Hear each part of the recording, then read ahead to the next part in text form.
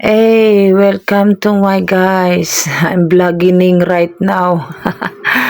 Ayan guys, nandito pa rin ako sa Binachi Lake. At sumasakay kami ng ate ko ng Kalisa. At yan si Lolo. Sumilip talaga siya sa kamera. Chismoso talaga to si Lolo. Tuwang-tuwa siya sa kamera. Tapos yun yung kabayo ni Lolo. At ang bayad pala namin dito is $2 per head. Kaya lang itong ate ko masyadong maawain. Nakakaawa din naman yung matanda. So, ang binayad ni ate nito is $10. $10 US dollar kasi yung money sa mga Filipino dito US dollar ang gamit namin kadalasan. So, at yan, nakaikot lang kami na 3 ikot lang kasi nagmamadali na rin po ang mga kasama namin na may hintay lang kami na kasama dyan sa lake pa siya, nagpapadyak. So, maganda ang adventure namin dito from Masyara and Binashi Lake ng North Lebanon at napaka-amazing experience dito sa lugar na to.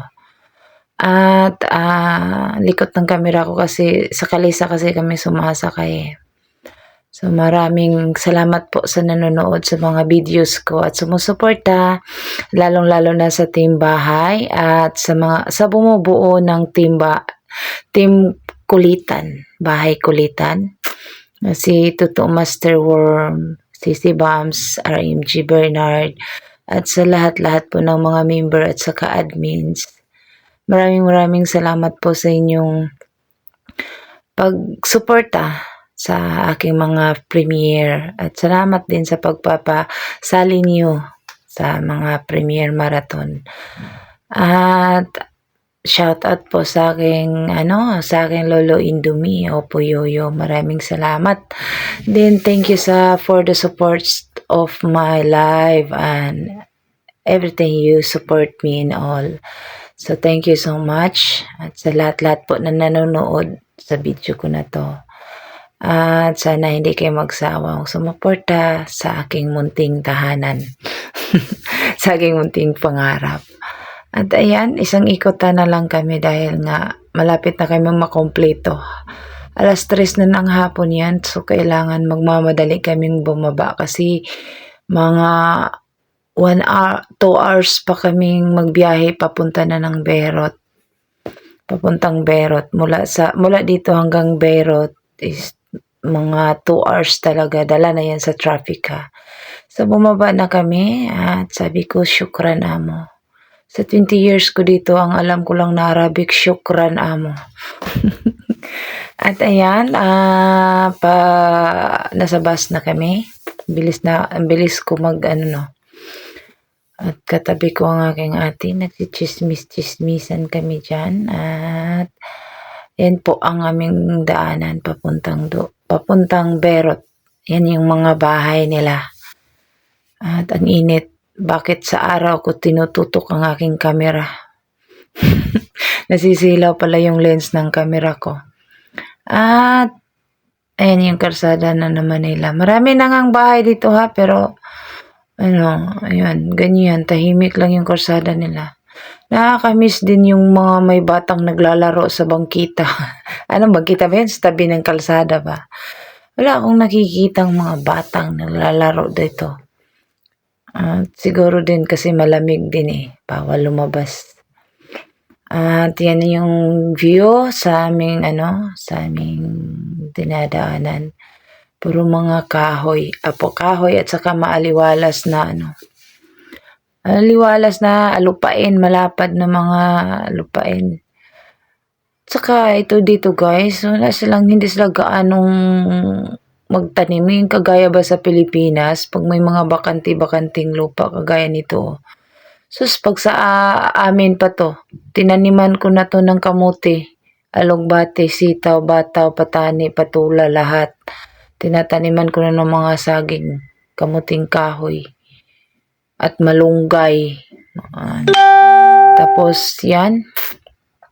Yang ano na yan, nakaputi na yan, nakakulambo is garden din naman nila yan.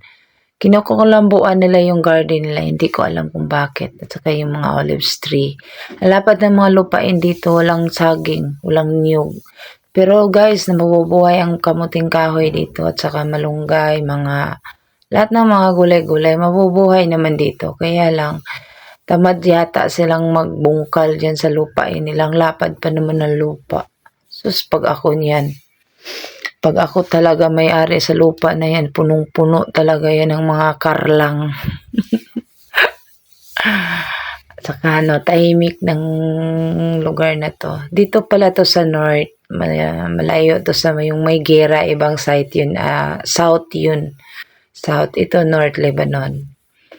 At ayan yung mga bahay-bahay. Ito yung mga bahay-bahay dito sa bundok. Maganda yung mga bahay-bahay, hindi ganong mga building na matataas. At ayan, munisipyo nila. Ganyan lang yung mga bahay nila dito. Tahimik. At kami ng ate ko magchismisan lang kami ng chismisan dyan. At matagal-tagal pa po kaming bumaba. Matagal-tagal pa po ang bababa namin sa Beirut. Mga 2 hours pa talaga. 2 hours talaga ang namin dito dating. At yan ang yan ang lagi kong mga ganitong klaseng mga kalsada ang lagi kong madaanan pag uuwi ako galing ako na mundok. Ito talaga yung gusto kong mangyayari sa buhay ko. Laagan talaga ako ba? Laagan. Yung mahilig talaga akong umakyat ng mga bundok. Hindi ako mahilig sa mga party-party, pero mahilig ko sa mga kabundukan, sa mga kahuyan, kadamuhan. Ayan guys, palapit na ako sa Beirut nito. At this is hanggang dito na lang po ako magsasalita. Maraming salamat po ulit sa mga sumusuporta sa inyong lahat. Enjoy watching guys. This is me, Michelle C. And ingat kayo palagi po. God bless.